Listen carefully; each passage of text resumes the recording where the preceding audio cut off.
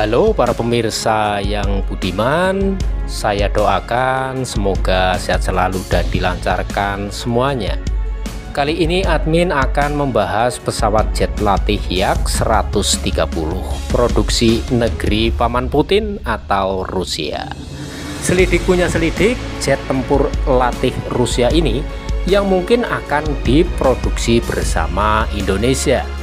Perusahaan Rusia Irkut Corporation dan pemerintah Indonesia sedang mempertimbangkan untuk berkolaborasi dalam produksi pesawat tempur Yak 130. Usulan kerjasama itu pernah terungkap dalam pertemuan Dirjen Irkut Corporation Boginski dan Kepala Staf Kepresidenan KSP Muldoko beberapa tahun lalu di Jakarta.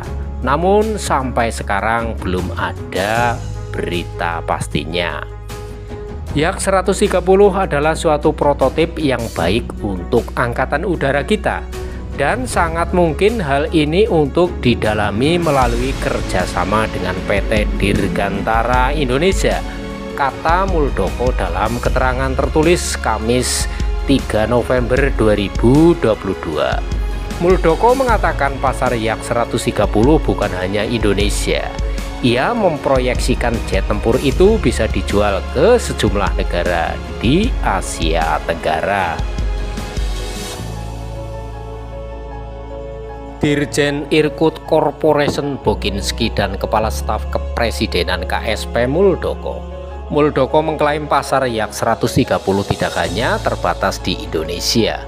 Ia memperkirakan beberapa negara Asia Tenggara mungkin akan membeli pesawat tempur Yak 130. Selain itu, supremasi Yak 130 sudah terkenal. Terlepas dari hal tersebut, lalu seperti apakah spesifikasi dan keunggulan jet latih canggih Yak 130 ini? Dimensi Yak 130 adalah memiliki panjang 11,4 meter, lebar sayap 9,8 meter, tinggi 4,76 meter, dan berat lepas landas maksimum 10.290 kg. Jet tempur ini mampu menempuh jarak maksimum 2.100 km, mencapai ketinggian maksimum 12.500 meter, dan mencapai kecepatan tertinggi 1.060 km per jam. Yak 130 ditenagai oleh mesin turbofan EI 222-25. Jet tempur ini yang melakukan debut penerbangannya pada tahun 1996 merupakan alat yang berguna untuk misi tempur dan pelatihan. Jika diperlukan, Yak 130 dapat dimodifikasi menjadi pesawat serang atau tempur.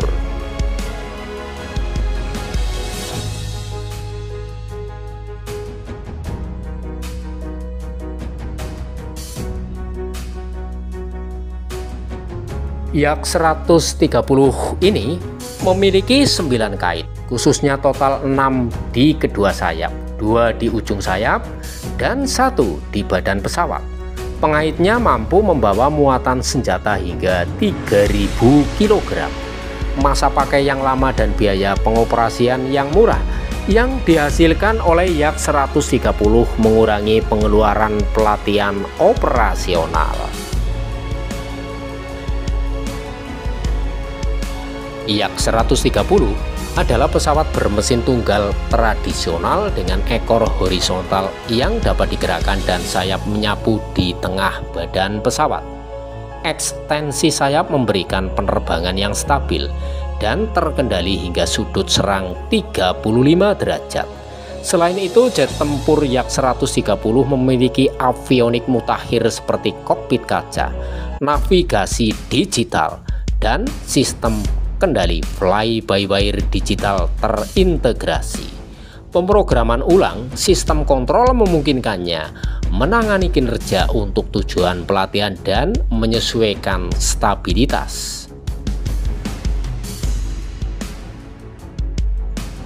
Pesawat latih tempur Yak 130 memiliki konfigurasi aerodinamis dan karakteristik performa penerbangan subsonik. yang mirip dengan pesawat tempur modern. Yak-130 dapat berhasil digunakan untuk pelatihan dalam kondisi yang mendekati situasi pertempuran dengan penggunaan senjata udara ke udara, udara ke darat yang bersyarat atau nyata. Mode pelatihan untuk penggunaan tempur memungkinkan pilot untuk dilatih tanpa penangguhan senjata pesawat yang sebenarnya. Yak-130 adalah salah satu komponen utama kompleks pelatihan yang juga mencakup sistem kontrol objektif terintegrasi, kelas komputer pendidikan, prosedural, penerbangan, dan simulator khusus.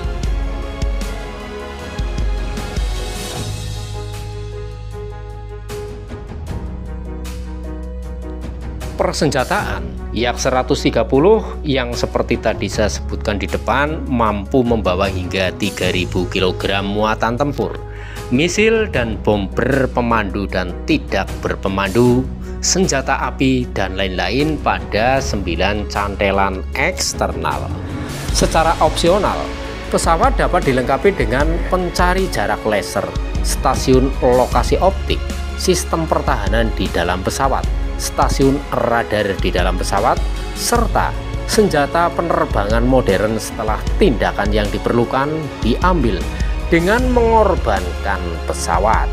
Fitur khas Yak-130 beroperasi secara efektif di semua mode penerbangan berkat aerodinamika yang sangat baik, kemampuan manuver yang sangat baik, kemampuan terbang pada sudut serang yang tinggi, rasio daya dorong terhadap berat yang tinggi, karakteristik lepas landas dan mendarat yang tinggi, tingkat pendakian yang tinggi.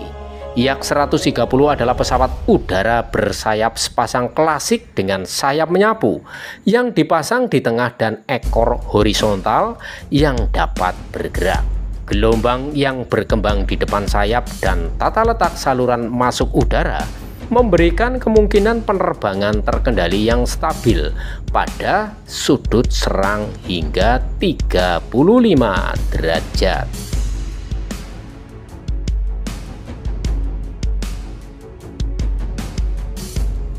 Pesawat ini memiliki roda pendaratan roda 3 yang dapat ditarik dengan ban bertekanan rendah. Yak-130 dilengkapi dengan 2 mesin turbojet EI222-25 yang masing-masing memiliki daya dorong lepas landas 2500 kgf. Rasio dorong terhadap berat memastikan kelebihan muatan, laju pendakian, dan karakteristik lepas landas pada kondisi tunak yang tinggi. Tutup pelindung pemasukan udara yang menutup saat bergerak di tanah mencegah masuknya benda asing ke dalam mesin saat lepas landas dan mendarat. Unit daya tambahan TA-14130 dengan generator listrik arus bolak-balik memastikan pengoperasian pesawat secara otonom di lapangan terbang terpencil dan dapat digunakan dalam penerbangan.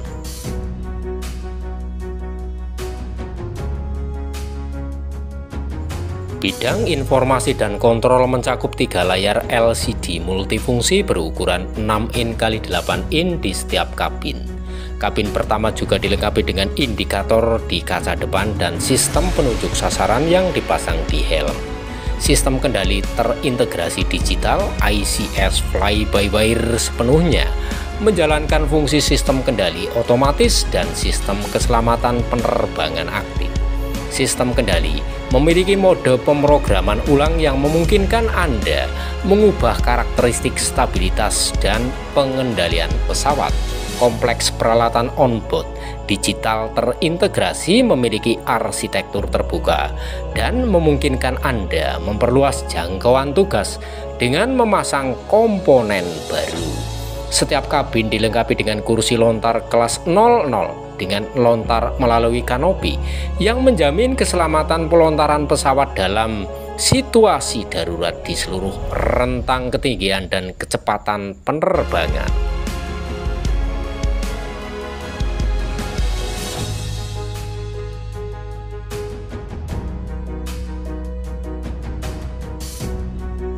Demikian para pemirsa yang budiman terkait pesawat tempur latih Yak-130 dari negeri Paman Putin yang beberapa tahun lalu ada kabar bahwa pesawat tersebut akan diproduksi bersama Indonesia, dalam hal ini dengan PT Dirgantara Indonesia. Namun sampai sekarang kami belum menerima kabar pasti kerjasama tersebut. Admin tentunya berharap ada saran dan kritik yang membangun demi kemajuan channel ini. Sekali lagi, bila ada informasi yang menarik untuk channel ini, silahkan untuk memberikan komentar dan sarannya dari para pemirsa pada kolom komentar yang telah disediakan. Demikian, kurang dan lebihnya kami mohon maaf. Terima kasih telah menonton videonya sampai selesai dan semoga bermanfaat bagi Anda.